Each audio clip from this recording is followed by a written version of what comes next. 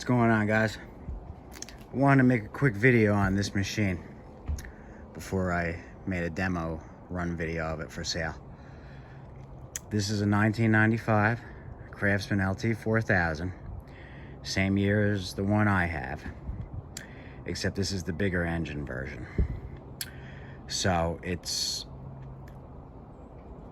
almost the same as mine, but there are differences that I want to go over and what I did to it. I got this as part of a trade-in for a John Deere I sold last week. The hood on this machine and the front grille, I believe, are identical as far as the actual size of it. The differences that they made to it to fit this bigger engine, the horizontally opposed flathead twin industrial engine, was they made these brackets down here higher so that the hood would sit up higher to clear the engine. They added this metal plate here that goes up under and sits perfectly in line to also help clear the engine. So when it comes down, as you can see, it clears the much bigger engine, because this engine must have been definitely a little bit taller. It's wider, but I'm pretty sure, other than the fact the other hood, which the only actual difference between adding that metal plate and the longer brackets below is this has the cooling fins, because the engine's so close to the top they didn't need to have the circulation for it to cool properly. Whereas mine does not have these vents. The other differences are it has much larger rear tires, wider and taller. It's got the high back seat where mine's lower. The center shift is not right here. It's off to the side, which this is actually, I think, a better place in general for it. I think they did make hydro versions of these, although there weren't, at that time, hydros weren't as popular, so there weren't as many. I've never had a hydro LT4000. I do believe they exist. Then the other thing, back here, this back is bulkier because you've got a rear mounted gas tank, which I believe is 3.5 gallon capacity. So mine has the fender flares, the curves, because the battery sits back here. On this version, the fuel tank sits back here, and the battery sits up where the fuel tank is on mine. That's it. And it has a 42-inch deck, although a 38 would also work. 1995, it's almost 30 years old. Still going strong. There's a lot of these machines still out there working. Reason why is they were built well. They're easy to work on, and parts are abundant for them. All metal hood. This type of plastic, this is more of a nylon style plastic, so it doesn't really crack. I see these broken once in a while, but they sell them now. For a while they didn't sell them, but I have a couple. And other than that, it's the same. It's the same machine.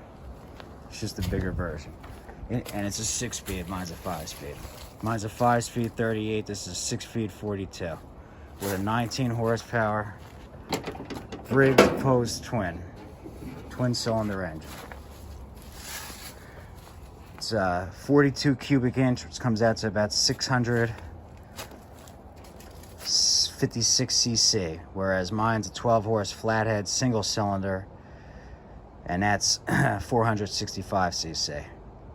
So you're talking about almost 200 cc difference, besides the fact that it's running on 2 pistons. The one nice thing about these engines, and even the V-twins, but particularly these engines, is how smooth they run. The flatheads, it's a single cylinder, there's a lot more vibration. These are much more balanced. So, like on mine, when I put it down to idle, since these are metal hoods on here, when I put mine down to idle, you'll hear a rattling sound. On this, idle, high speed, they run smooth as silk. And they've got a ton of power. In my opinion, a little bit more power than you need for a 42-inch deck. A 12 horse flathead will also power a machine with a 42-inch deck, no problem, because my 12 horse has more than enough power for that 38. So if it has more than enough power for a 38, it would definitely power a 42 as well. Those engines would have been more suited for, 46, 48, 50, but this is what they did. So this was another fine Electrolux made product, AYP-Electrolux, before it got handed over to AYP Husqvarna in 07. So this one's 12 years before that happened. This was 1995, going into 96. They started to come out with the green rounded shape hoods. And the rounded shape hoods can fit any engine. It doesn't matter if it's a single cylinder or a twin. They're just made already to fit it. So, and I think all those have the fins. But yeah, this hood's definitely thicker metal than those ones. And it's, everything's independent. This is one piece. These are individual pieces. This is part of the, basically part of the frame. Whereas on the, 96 was a switchover year. It's weird. They started turning, they went to the green. They had the rounded hoods, but they still had this older style like this, because it was like a switchover year. So I guess they were getting rid of what they had left over of these. By 97, they went to that pan, that one-piece pan that comes down. There's nothing here, because this, I guess, was originally made because most of them, the early ones, the ones built early on, all had the shifter up in the center.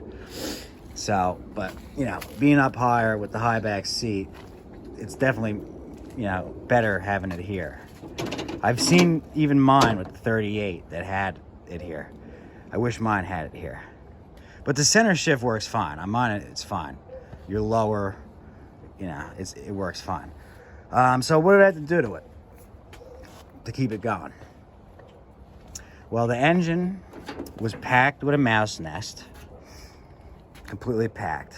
So I blew it out, cleaned it up. The air filter was brand new. With the pre-filter was chewed a little bit, but it was brand new air filter. Those are probably the original Champion spark plugs. They're still good. Needed an oil change bad, but this engine was still running. They were running this machine. I can guarantee you, any of those newer engines, V-twin or the overhead valve singles, would have overheated, and it would have caused valve train issues. It would have either caused a valve guide to slide, and then the valves wouldn't have opened and closed properly, or a valve seat to pop out. This engine withstood that. What was the other problem? The brake needed to be adjusted. It wasn't really braking anymore. That was just a simple turning of one nut so that when you step on the brake, it closes more against those two shoes that are right against the rotor. And then the seat had a couple minor cracks. I fixed it up pretty good with the Gorilla Tape, the heat gun, and a little Dynaflex. This seat's still in good shape. Tires are all original. They're all tubed. You can tell they're original because they say Sears. At this time, they went to the trouble of having them stamped Sears. Later on, you wouldn't see that anymore, because it was just the way things were back then. Things were higher quality. They spent a little more money. What else? The deck was the main problem with this machine. This deck was in bad shape. Let's see. I'll tell you exactly what was wrong. First of all, the mandrel assembly on this side was replaced for some reason, and they did not tighten up the mounting bolts enough. They were loose. And this pulley up top was loose. So whoever put that on, whether it was a repair service or the original owner of the thing, when they put the new mandrel on, which I don't know why it was replaced in the first place, they did not tighten those bolts. So this was sloppy and getting ready to take this deck out. I was able to repair it by using these heavy-duty washers. And then with the impact, sucked it in, and now it's perfect. Tightened up the pulley. The one pulley had a little weeble wobble to it, so I just put another pulley on from another deck I had. Another problem that it had, those brakes, which are not necessary. Mine doesn't even have them. One of them was broken off. The other one, the shoe was worn off completely, so I had a deck that had brakes, so I ended up putting the brakes on. Up under here, this is where it has that lip area, which actually you can see from under here. That was bent down, so I had to bang that and straighten that out. The blades on it were brand new. They're brand new blades. Brand new Gator blades, mulching blades. But they were upside down, both of them. This I had to bang out, put a little JB weld, clean it up. There was one other spot on that side where the mandrel had came loose, where I guess the blade hit it. I had to, flatten that, JB weld that shut. And then, areas like this had to be bent back up straight, just straightened. A little bit of banging, flexing.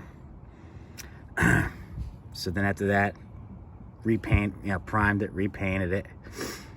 I think the anti-scalps were a little low. I raised them once, so this way you could lower the deck a little more, because they were too low. It was stopping the deck from going down too far enough. What else? The belt was shot. The belt was shot because of all those problems it had. It was eaten away. So after making all those repairs to it, when you first go to engage it, I still get a slight squeal sound for about a second or two.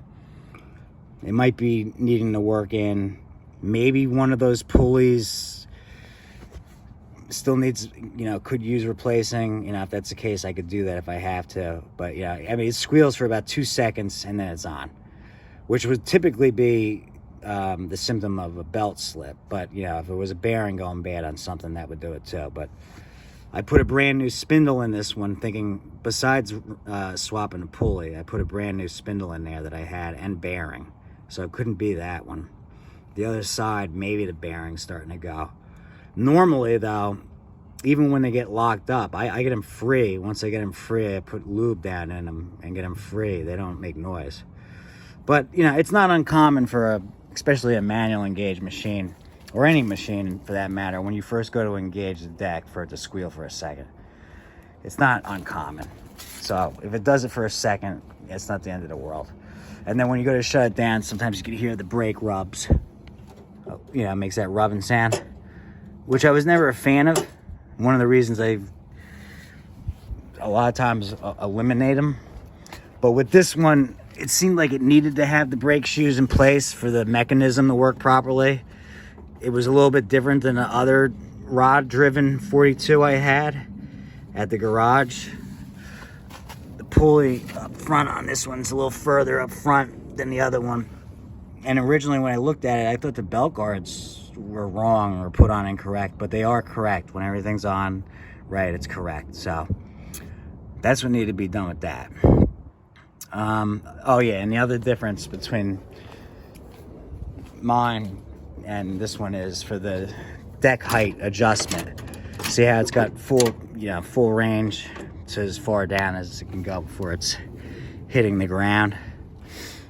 This right here, turning this knob this way will let that down further to where you want it set, and turning it the other way will set it up higher. On mine, it's just numbered 1 through, I think, 5. So there's 5 divots. 1, 2, 3, 4, 5, etc. You know what I mean? So this one gives you infinite height control, but it's so small of a difference in between those divots that I kind of like the just being able to go, you know, 4, 3, 2. But this is cool too. It just takes a little more time. The only other thing on this one that's different, obviously it has an independent choke for this engine, whereas mine, the choke's incorporated with the throttle, so all the way up will be choke. And it's got an amp meter. So that's what I had to do to it. And then just give it a good cleaning. It did originally appear to have a bag because the bolts, there was the 2 bolts that have that for that U bracket, and you could tell that there was a 3-bin bagger, but they didn't have it, the new people that bought the house when they got the machine, because the machine was left. So the bag was probably either given to a neighbor or he took it for another Craftsman he was going to use. So but that was the main things. You know, just like I said, touching up the deck, touching up a couple areas of the black trim. On these older machines, this paint holds up a lot better. I don't really ever think I see the LT4000 where the chassis paint comes off. They were painted better. The LT1000, the green ones, I see it a lot, especially in the footwell area, starting to spread towards the center where the paint starts to wear off. I don't think I ever had to worry about paint on any of these older ones. So I've had this one before. And LT4000s, I probably had more LT4000s than any other tractor. And I've had a lot of LT1000s as well. But, you know, most of them that I've had were single cylinder, but I did have a couple twin versions. And good solid machines. Take care of them. Yeah. And even if something breaks, parts are still so much, there's so many of them out there that you can get parts, you know, pretty easy. I was actually on the Facebook forum about Craftsman tractors. Someone commented that they weren't very good and that parts were hard to come by. I said to him, well, no, you're wrong, because my personal machine's a 95 and it's basically all original, and as long as you take care of it at 30 years old, you don't see too many other brands still out there mowing. And as far as parts, I said, I don't know, I've had about 100 of them, at least 100 of these machines. You know, not all of them were saved, so I have parts, tons and tons of parts. But even if you didn't, they're out there. But they were built well, they hold up well, they're easy to work on, and they get the job done. You know, they don't build anything like this anymore. So, I mean, even the Husqvarna models, that's done. So I felt like sharing it because it's a time capsule at this point. You know, 1995, it's going back. So this version with this style hood started in 90, and then in 89 and back, I guess 85, maybe 84 or 85 to 89, they had the cube style hood. Go back before that, they were Roper, and then Roper got bought up by Electrolux, and it became American Yard Products, which was a division of Electrolux. So it's an Electrolux product. So at the time, again, Craftsman, Companion, Weed Eater, Poulon Pro, Husqvarna, that was all AYP-Electrolux. Craftsmans were just the ones that happened to be sold at Sears, along with, I believe, Companion, which was like the lowest end of the line. But all right, I'll give it a quick start up. Engine sounds great. So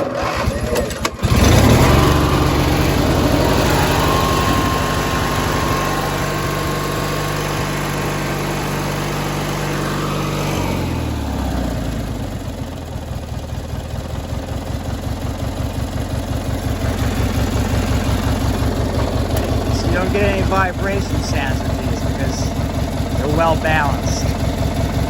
This thing had a full tank of gas. It may not be the freshest, so it might not be running as smooth as it can. You could probably run a little bit smoother, but you know, as you run that older gas out of it with fresh, I'm sure it'll get even smoother. But it does have an adjustment, air fuel adjustment right here.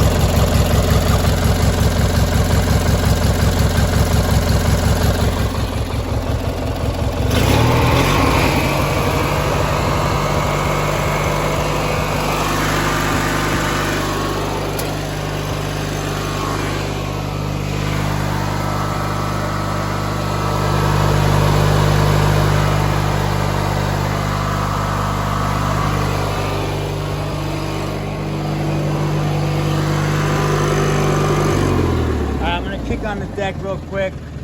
You're going to hear if it squeals or not. If it has a little bit of a squeal for a second, it is what it is. It's not the end of the world. I could probably, if I wanted to, dig in even deeper, but it took some time. I had to get a belt from a family member. Like I said, I go get parts in the garage, so the deck took some time to finally get basically situated.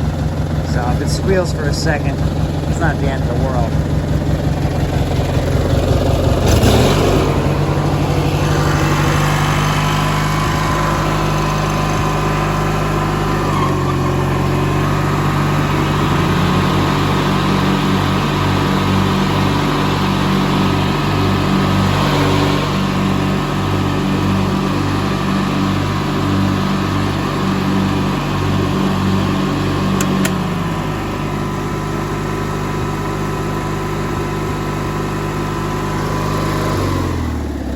That time was only for about a half a second, so it's probably breaking in. All the repairs and the new belt wasn't even a half a second. You could barely even hear it. That's fine. That's acceptable. If it was squeaking for like 4 or 5 seconds before it kicked on, you got a problem. Hop on it real quick. Although I haven't taken pictures of it yet. I really don't want to get it dirty. I will hop on it though. Here.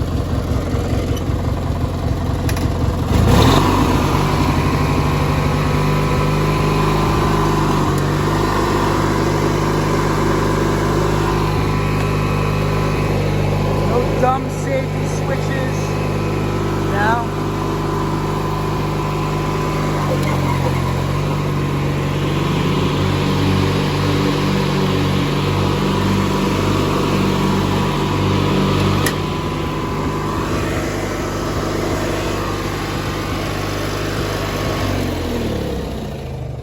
This was when I still had the basic key switch. Stop, start, and then on. Independent light switch. No light switch incorporated with the key. No stupid, reverse backup safety to go in reverse. You just select reverse and you're in reverse. Done. You know what I mean? So, because on a lot of them, they either incorporated it with the key, or I know on John Deere's, you had to press a button momentarily to go in reverse. And then there was some MTDs where you couldn't even mow in reverse without disconnecting it. Simple. You know what I mean? These were better key switches too. Behind here, they're simple, and it's just unbelievable. And even the battery, this battery came with it, August 2024. So I don't know how long they were running with a mouse nest in there, but I told them when they got the John Deere, I said, make sure you put mothballs in the shed and around the tractor, because you don't want mice making a nest in the engine. Especially that one had a V-twin that I had to put a new head on because the valve guide slid. So one of the valves didn't have any travel anymore. So it was only run on one cylinder. It overheated. So you rarely see that on these. You rarely see anything major, colossal go wrong with these unless you just don't change the oil ever, or let it get too low. The only things I ever find from age is they may start to tend to leak oil around this back plate because this gasket will get hard, You know, once in a while you might see it start happening at the sump, but you know, that's just age. You just replace the gaskets. But you know, you maintain these things properly. You know, just oil is the main thing. Give it an oil change once a year. Make sure you keep it, you know, within range. You know, clean out the air filter every once in a while if you're not even going to replace it, or at least replace the air filter. And that's about it. That's the main things. Spark plugs, these ones, I don't know, every 10 years maybe. Yeah, the newer ones, they recommend it longer, but I mean, you know, even in more intervals. And if you look up in the manual, I'm sure it's still, even on these ones, recommends new plugs every 50 hours, I don't know, 100 hours or something like that. Who knows exactly? All I know is those J19LM Champion spark plugs, they basically last forever. Unless one literally dies, which is rare, the spark plugs go forever. I've mentioned that before, compared to the newer engines with the newer, slimmer spark plugs. Those spark plugs, forget it. Oh, and then these were bent. I straightened them. They're pretty well straight now. This one was really bent. That's why this wheel's a little bit worn more than the other one. But it's got the anti-scalps. The purpose for them is if you were to set it too low, even if you were to set it too low, those wheels are going to stop the deck from cutting it too low and scalping the lawn. Or anti-scalps. Some of the decks, some of the higher ends had 4 of them. And I've seen, you know, some models or some different machines where they had them on the front instead of the back.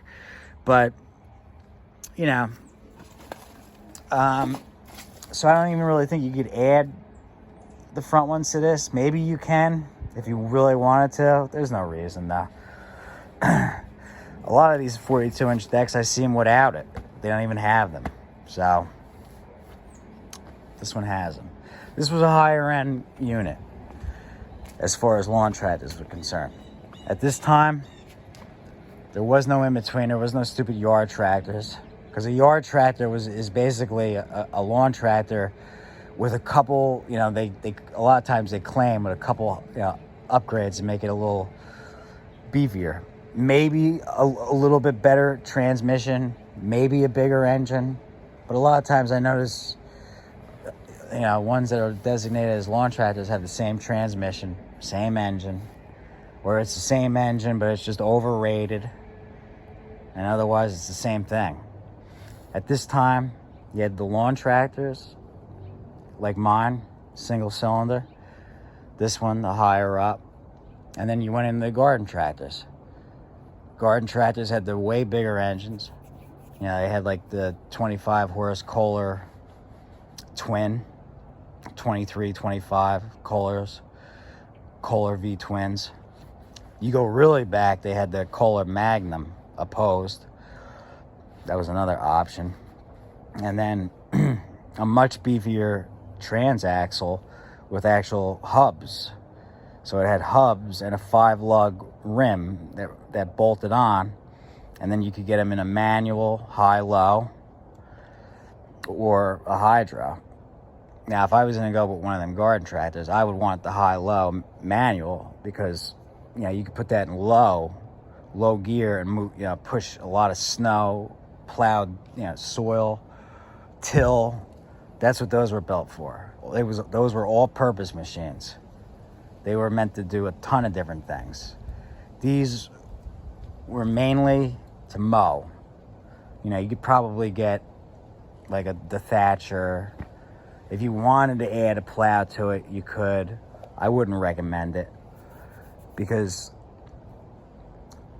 I mean, you're dealing with a transmission that was built basically to mow a lawn without towing or pushing, you know, heavy stuff. And then also on the garden tractors, they would have had cast iron axles.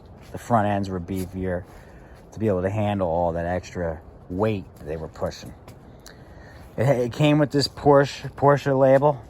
You know what? It matches nice, so I left it. It's unique to the machine. I've had so many. This will be remembered as the Porsche Craftsman LT4000. from 1995 that I had in November, the 9th of November, 2024, which this year is ending well for a lot of us. I don't have to state the obvious on why. Unfortunately, the Yankees lost to the Dodgers. I kind of had a feeling that might happen. I was watching the standings the whole season, right up to the playoffs, and the Dodgers were definitely the team that were going to be the challenge. So I knew that for the Yankees to win this year, it was going to have to be a miracle. But there's always next year if they hold on to, Soto and pick up a couple more hitters and a couple more good pitchers. But the other race, other contest that I was following that I had already mentioned seems to have been a blowout. So it's going to be a majority going the other direction. So obviously I wasn't the only one that thought the way I did about where we were heading. So that's good news for the majority of us anyway. So I don't have a bagger at the moment, unfortunately. I might acquire one if I have to help it sell faster. If not, it's already got mulching blades and the mulching plug, so I'm gonna market it as a mower that you can just dice up the leaves. That's what I do with mine. I don't use a bagger. It's still more work. Every other lane of cut, you've got to empty those bags. Normally, I either just keep running them over until they're cut into oblivion in natural mulch, or just go back and forth until they're at the curb, and then in the backyard, push them into, it's a wooded area, into the woods, back into the woods, done. But there was a few times where I would just go over them until they were grinded into dust, basically, almost dust, a natural mulch. That's all you need. All right, so I'm going to leave it here. Thanks for watching this one. And I'll try to start doing some actual practical videos, probably starting next year. I've been pretty busy with a lot of things this year, but I just wanted to share this timepiece, this time capsule. They're out there. If you can find one cheap, especially, depending on where you are in the country, scoop yourself up one. They go forever. And then even if the engine does die, you just throw another engine on and go another 20 years. Transmission goes, you just put another transmission on. Done, go another 20 years. I mean, those are the only two things that ever really wear out on them. I did have one where the guy must have went crazy, in like 6th gear, flying around, and the steering got fucked up. And so the axle was all messed up, and it ended up cracking the frame. And so you could turn right all the way, but left it wouldn't turn all the way, and then it would start clicking, and then eventually the axle just fell out because it cracked. But if you don't go crazy on these things, that won't happen. Although it's more likely to happen with this big ass heavier duty engine than with the little single cylinder one. But as long as you don't go nutso, it's like anything, built well or not. If you abuse it, you get, that's it. You get what you get. You abused it. If you take care of the thing and don't use it improperly, you end up with a machine just about to be 30 years old, ready to go out there and mow for another 15, 20 years. I don't see why it wouldn't. It's not smoking. You know what I mean? The transmission's not slipping. The deck's working fine now. You heard it squealed a little bit more the second time I think I turned it on. That's nothing. It's nothing. These things will be, 50 years old. You'll still see them out there. Like my snowblowers that are already 50 years old. Those things will be blowing snow when they're 100 years old, probably when I'm long gone, because they were just built so well. Nothing built today is built to last that long. Now, a machine, within 5 years, you've got engine issues. You got to pull the engine off, or you got to put a head gasket on, or it needs a new head because the valves went bad, or it drew a rod just because they do that, or the transmission took a crap, or whatever it is. These older ones, man, So, oh, it's the one other thing I was gonna say. This decal was missing. I had one. I threw it on there. See what that says there? Well, they're not anymore. And believe me, it made a difference. I don't have anything against globalization, but I have a problem with American companies that offshore for the sole purpose of the people at the top, the executives, making more profit at the working man's expense. So he either loses his job or he takes a pay cut. All because they can build them cheaper and pay people much cheaper and make more profit for themselves. That's what I have a problem with. And that is a huge problem that's been going on 4 decades or more, which has put us in the position we are now, especially for the younger generations that are having trouble finding good paying blue-collar jobs because we got sold out and nobody stopped it then. The generation before us didn't say, hey, we can't let this happen. It already happened, and now at least we got somebody who's fighting to stop it from continuing and trying to get companies back. That's what we want. We don't want our companies leaving to Mexico. We don't want John Deere leaving to Mexico. Remember I mentioned John Deere was heading to Mexico?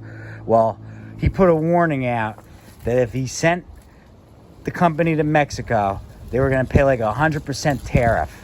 So I don't think they're going to Mexico now. Amen to that. And with that, I'm going to end this video. Thanks for watching, guys. Talk to you later. Out.